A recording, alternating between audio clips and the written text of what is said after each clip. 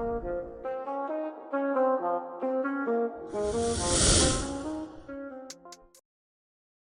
everyone, welcome back to BOYCOTT RADIO, the space for commentary, narration, and dialogue. We hope that you guys enjoyed last week's episode. And yeah, man, we basically touched on township dynamics. Yeah. We touched on how, our upbringing in these circumstances has really molded us and shaped us. And yeah, man, today we just want to speak about, finance, which we think is a crossover from last week's episode, because the financial aspect of things and money in general does really play a role. But before we start, man, just how are you, bro? I'm good. Good, nah? Yeah, all good. Can't complain. And yeah, man, I think with the conversation of finance and so forth, it bridges into a lot of aspects. Yeah. You have your relationships in Jolo, you have black tax, you have all these bridges that boil down to one thing. Yeah. Money. Yeah. But before anything else, how was it growing up around the conversation of money? Was it ever a conversation that was brought up at dinner or amongst friends? Like, how have you always viewed Saga? From a household perspective, the topic of money, especially with parents, it was taboo. Our parents didn't discuss, especially with me, regarding money, how to use money, how to make money, and how to actually maintain money. Because of all those things, making money, using money, and then maintaining money, it's a skill. So it's not something personally I was taught from home. It's something which I had to learn on my own as I grew up. But generally you find that not only in black households, but you'll find generally that almost in every household, and whether white, black, or Indian, the topic of money it's a bit taboo. Do you think it's taboo because of how scarce it is for us as black people? I think it's a matter of how, because it's sensitive. Like topic of money is very sensitive. It brings out a lot of emotions. And scarcity also for us maybe who grew up maybe in townships. Not for us who didn't grow up like in well-off families. So yeah, scarcity does also play a role. Might lead to the conversation being taboo. Yeah, I think with myself, it has also been a taboo topic and quite sensitive to walk around. But fortunately, I think my mother broke that barrier at a certain point in my life, because that is when I started becoming exposed to what she earns, how much tax she receives, and what she plans to do with the money, be it pension or whatever it is. So I think with me, the ice was broken there, but you could still tell that it is quite a sensitive topic, and later on when we started understanding money was payday. There was a point in your life where as a kid you start understanding what payday is. Payday means McDonald's after school. Payday Roman's means pizza, KFC. I think that's how and when it's natural you could say cheesy fedile. Let's say and on certain days there's no meat on the plate. It's only maybe cabbage, that's when you know. Like that. That's when you know. That's when you know. My parents are. That's when you start being financially aware of the situation, whether in the household and so forth. I mean, sure, I get to run. Did you get like Zagayo Kera, like to go to school? Yeah, I never Zagayo Kera. Never like. Not. How did you never like. They used to give me like every day. 5 ranta 5 ranta jacket choko. Yeah. But it's not. Next I save. Okay. You know, I used to box it like. So that's how you'd handle it. That's how I'd handle it, you know, kid, because of I didn't have like I wasn't financially literate. You know, because of my parents, most probably they were not financially literate. Financial literacy. You know, I mean, if you don't have it, then some people see no point in learning about how to manage it. I mean, there's actually a WhatsApp status that my friend posted. I think I took a screenshot of it, and I'll just read it. He said, when you're broke, you suffer from limitation. When you have money, you suffer from impulsivity. And that is why a lot of people cannot really be financially free with any amount of money that they receive. And it spoke to me because... Yeah, that's accurate, yeah. It's very accurate. You know, when you're broke, you suffer from limitation. When you're broke, that's when you realize what you don't have. I'd love to have this, I'd love to have that. But when you do have the money, you're so impulsive. You know, you're impulsive to the point that when it runs out, that's when you start questioning so much, like, I could have done this. Yeah. I could have done that. Was that even necessary? Yeah. I could have done this, done that. So, no matter the amount that you have, there is a backlash. Yeah. Of so forth, you know. But yeah, look, money does. We all view it differently. It does have its benefits. Yeah. You know, it makes life easier. Yeah, it's important. It's important as a tool, actually. We must view it as a tool to help us advance our lives, improve our lives, you know. But I don't think we must treat it as something, as a be-all. As a be-all, yeah. You know, of life. You know, thinking maybe it will bring us happiness, joy, tranquility, you know, peace. Because those are things which are priceless. Priceless, true. Things which money can buy. And you know how they say that certain things are called cliches because it's the truth. Yeah. You know, no matter what, like when you're saying that these things are priceless and these things can't be or be it all, like money and so forth. It is true, because what happens now when you have all the money in the world and you're not happy? Yeah. You know, you still feel like you lack something, you're short of something. Yes, it is a tool. Yes, we all should be striving to get it. But there's a certain line it cannot cross. Yeah. You know? I always make the argument that if money brings happiness, then why are rich people committing suicide? You know, you have money, so why are you committing suicide? Yeah. Shouldn't it make you know, put you in a better place, like be happy? Better place emotionally, you know. So it goes back to the point that some things money can buy.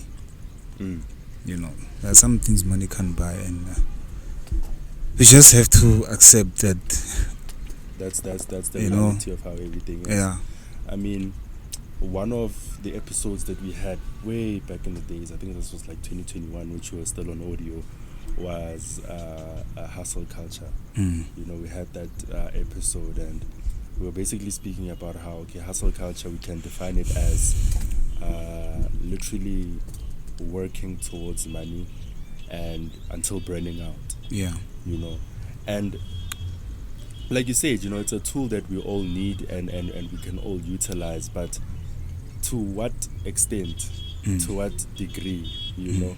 And I mean, this goes to how we handle money now. You know, do you think that, financial literacy does play a role? Right? It does. It does play a role, because it's a skill. Being financially literate, it means you have that skill of firstly how to make money, how to spend money, and how to manage it, and how to sustain it. You know, it's not enough knowing how to make money, but not knowing how to sustain it. You need the skill of how to make it, how to sustain it, and how to use it as well. You know, if you only have one and lacking the others, then most likely you'll end up in the position you were before you had money. Yeah. You know, so. And would you say that your upbringing and parents and family, would you say that there was financial illiteracy exposed? Yeah, absolutely, bro. Like, I could see how they used to spend their money. You know, obviously, as a kid back then, you you didn't have that understanding of financial literacy and how to handle money. But as you grow up and become an adult, as you reflect upon those things which your parents have, you can tell that, okay, more if only they were smart about money, they were 1, 2, 3, 4 about the money they had. And speaking about financial literacy, actually, I was having a conversation with a friend earlier this week at school, and he was mentioning the position that he finds himself in now. He's starting varsity, and he really does feel like his parents could have done better financially in that aspect, because now he's in a position whereby he almost feels, he's almost made to feel bad for not getting scholarships or bursaries, just because there's no money, But shouldn't it be the case that, I could have gotten those bursaries and those scholarships and whatever, but should that not happen, shouldn't there be, I don't know, a trust fund, a plan, to move forward? Because now we are just going to view this not as an investment now, but we're going to view it as an expense now. Paying for your school fees, paying for your transport, accommodation, and so forth. Now it is viewed as an expense, all because financially, the parents weren't literate at all. And it makes me think,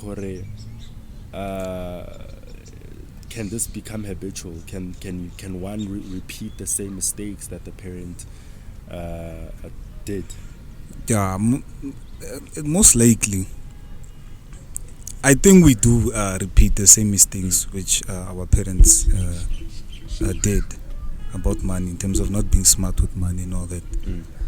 So I think where it will only stop if maybe our parents change their behavior towards money and start teaching us on about money, And I think another important thing which can be done to help people to be financially safe and literate is introduce a subject in school. Okay. From like primary until high school, where kids are taught how to handle money. I think it's important. I mean, we do have like subjects. I'm not sure if we have it. Someone can make an argument that economics and business, but I think we need a specific subject on this topic that focuses on that. Or an extramural. Where kids are taught, or pupils are taught, like how to use money, how to save money, how to invest. That is true. Because I think it's in the best interest of the state, for the people to be financially literate, society and everything, and safe. And going back to parents being financially literate and so forth, do you actually believe in black tax? I do believe in black tax. Do you condone it? I do condone it. It's a matter of lift as you rise. Okay. Lift as you rise. You can't suddenly then jiki, you forget where you come from and the people. You have to pull them out of the mud. Because they stuck out for you. They carried the burden of feeding you, clothing you, making sure that so it's only right to give back. But maybe I think this whole thing of black tax, I get you now. It's one of those topics or conversations that have been deemed to be negative, and have been shared in a negative light. It's probably one of those. Look, it goes. If you have the capacity to do it, then why not, bruh? But still, also, if it's your choice. It's up to you, because of at the end of the day, and you have worked hard for it, and And we have and now we have like people who spend their money ridiculously on stuff. I'll make an example of Njolo. The dating scene and whatever, relationships and so forth. Look, I'll make an example of maybe like girlfriend allowance. I always say that, okay, I am for it. under two conditions. Okay. Number one, it's reasonable. Yeah. I cannot be a student and you expect, I don't know, bogai. 5,000. You get me? Yeah. Second condition is, okay, I said the first one is it should be reasonable. Yeah. Right? Second condition is probably it should be reasonable. I think I'm forgetting the second condition. Sure, it should be reasonable, number one, and secondly, it should be because I want to do it. It shouldn't be a prerequisite, you know, or before no. But isn't it that way? Like today, that's how it is currently. It has almost become a prerequisite. It's expectation that you should fulfill and so forth. From the woman, like before, you'll have to promise me this and that. And I think the reason why I say I'm for it is mainly because I do believe in making my partner's life easier. That's why I'm for it, you know. If it means shorter, you know, at least, you know, I get something here and there. But only if I want to do it, and secondly, reasonable. You know, but like you're saying right now, it's almost an expectation right now. And you wonder why. Is it because of these Twitter standards? Is it because of what we are exposed to and how people think life should be lived? Like, normal. Come on. Look, yeah, this whole topic, girlfriend allowance, Joel and Ndoda must, it's very controversial, you know. And as you said, I also believe in helping my partner out. Yeah. You know, but I also believe that a woman that you are with must understand how far you can reach in terms of helping her financially. You know, meaning horing sansa utwisise and she must know horing my partner okona wa fitla guy. And I also believe since she will know horing my partner okona fitla guy, then her expectations sense it later. Yeah. One sir. Yeah. Someone might say you are limiting your partner. No, it's not limiting, it's being considerate. You know, obviously as time goes, your boyfriend, things will work out for you in whatever thing he's pursuing in life, whether it's entrepreneurship or a job. You know, once a man sees Uguti, you know what, my partner, she understands my financial situation and she's considerate, and when she asks for money, she doesn't go beyond. When the guy becomes abashapo in terms of being financially stable, obviously he will pamper you, you know, he will spoil you. He will remember what you did. So if you are that girlfriend tolerating, you are always nagging about money and all those things, then don't expect the nigga ring. Okay, it's gonna stick around. You know, and she'll remember all those days you were nagging him about money. And from there he will actually understand what kind of woman you are. And are you the woman for the you know, are you the woman alluring are you here for me or for you know, what I can provide and so forth, you know? Yeah. Look, I always tell men umisa guy if I'm afford. Let's be honest, bruh. If you won't be able to maintain her and afford her, umisa guy. You know, and I think women are tired of being sold dreams and being promised all these things. You know, because they've been there, done that, and then nothing materialized. So you're saying another problem that we're having is guys selling dreams. Guys are selling dreams. You know. Okay. Guys are selling dreams. You know, I'm not saying relationships are all about money. Yeah. But money is important in a relationship. If you don't have cheese, like around the date nighting. Do you think a woman will stick around if a lady dating? You're doing nothing. You know, you get what I'm saying. I mean, when you mention the importance of money in relationships as well, we see this in marriages. I've seen this, you know, personally. I've seen this friends, parents, and so forth, you get situations whereby maybe the woman starts earning more. Yeah. Right? Yeah. And naturally so, as a man, you will feel threatened. Threatened by her capacity to provide for herself. Right? And that often leads to toxicity now. That often leads to men undermining women. That now also leads to why there's so many like independent women who aren't in relationships, because them having their bag and everything threatens the guy. But it's like I always say that I don't think I would allow myself to not do better than my partner. Yeah. Not in a toxic way. Yeah. But for me to be sane, for my ego not to be stroked and bruised and whatever, why don't I work hard enough to match her or exceed her? Because naturally, so you do feel threatened. That's what I believe. Yeah. Not maybe threatened is not the word, but intimidated. Because now she doesn't need me. And unfortunately, sometimes we do think that what we provide keeps a relationship going. Yes, it does. It does, yeah. It does, and hence I'm saying when you're leaning on that understanding that I should be able to provide to sustain this relationship. Now, when you're not able to provide what she can do for herself, you think it becomes a challenge to actually maintain the relationship.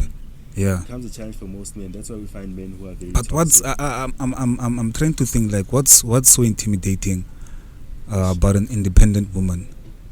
Approaching one, or when she starts being independent in the relationship? When she starts being independent in the relationship, even approaching one. Okay, I'll try to answer both. For her being independent, meanwhile you're in the relationship, I can't speak for all men, of course, but trying to speak for those who are intimidated and so forth, I think it definitely stems from having the mindset of being provider. Okay. Maybe now there's someone that can do better. Yeah. Maybe she won't see me in this light. And sometimes you often forget that women really do love. Certain women will stick around despite you not having your back at the moment and so forth. Yeah. And big ups to those type of women, But very rare. Quite scarce. Not rare, scarce. Yeah. And then approaching one, I think the intimidation comes from Hotaba undermining. Okay. Hotaba hore you might be undermined now that. What do you have? Yeah.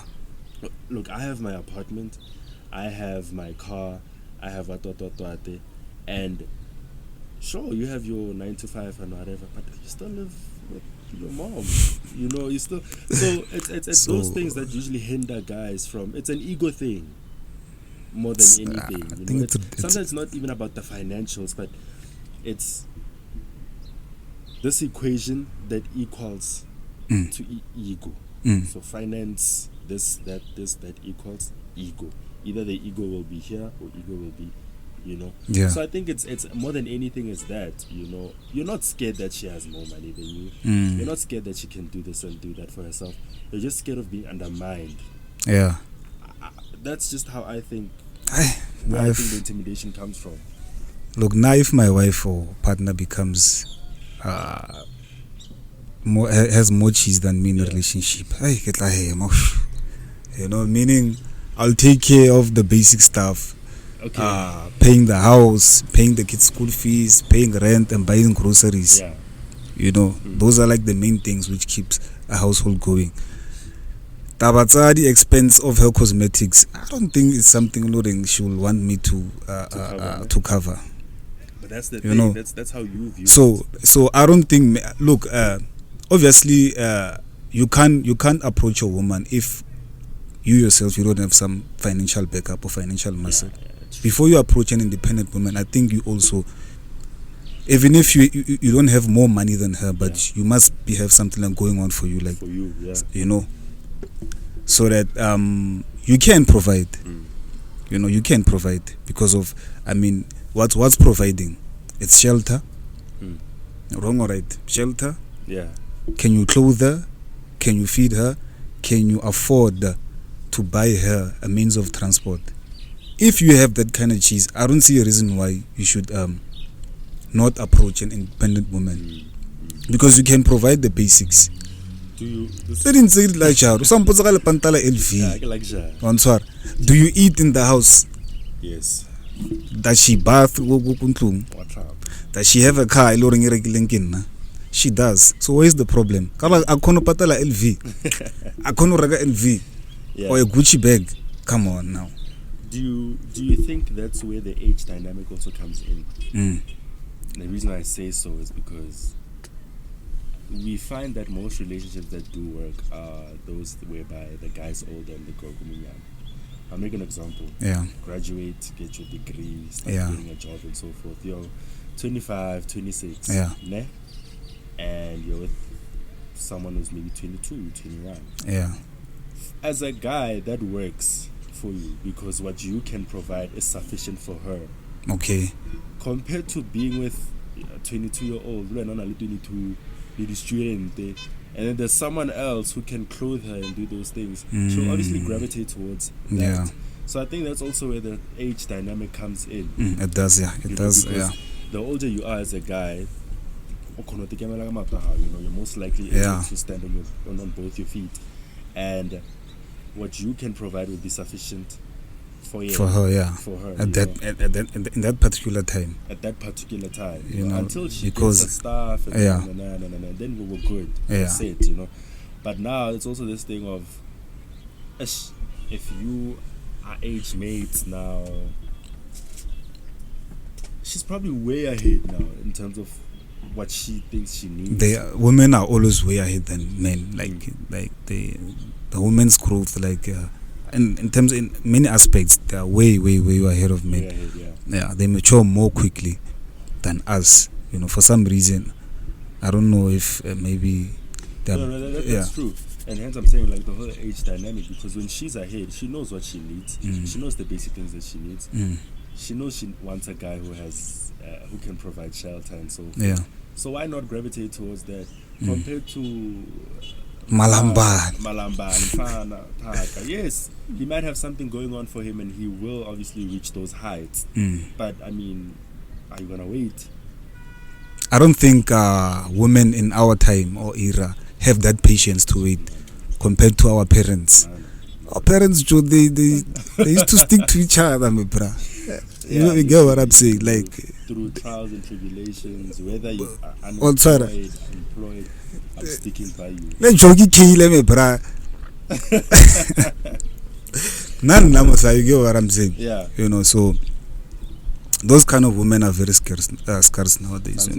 Times have changed. You know, capitalism also has a role to play in how we look at relationships in Cholo and all those things. You know, so it's so crazy how these big structures do contribute to even relationships. We get big structures, I mean state that we find ourselves in, capitalism and they also do affect the smallest of stuff. You know, the ripple effect is very evident. You know? Hence you're saying also we're in a capitalist state and whatever, and because of that it shapes what we think we need, what we want.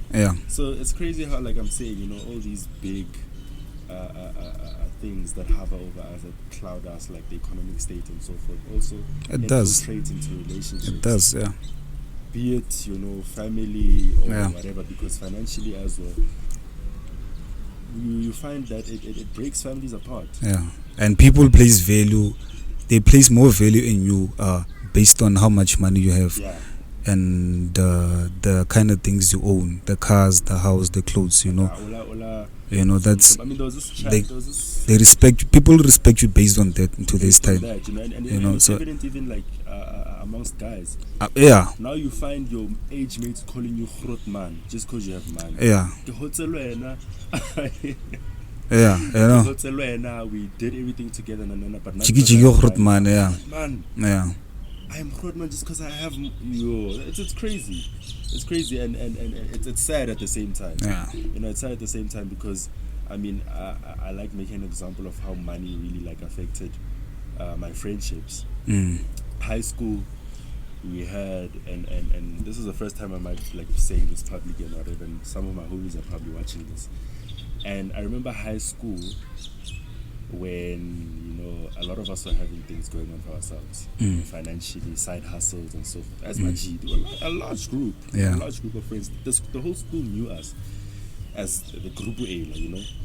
And when money started coming into the equation in terms of, okay, these niggas are starting to make more money than those, it caused friction.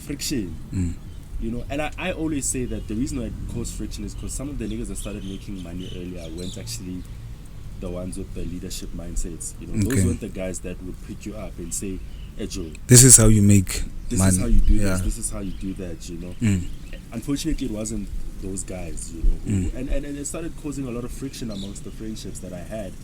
And I think this also goes back to money being the root of all evil, and evil can be described in many ways. You know, it's not just your evil that you think of. You know, no, evil can be described in so many ways. Whether it is family, whether it is friendships, you have, like you said earlier on before you started recording, family members killing each other over inheritance. Yeah, that's the evil that we're talking about. Yeah.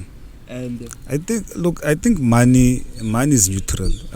It's not good, it's not bad at the same time. Okay, yeah. You know, the evil comes from us, how we view it and what we do for it.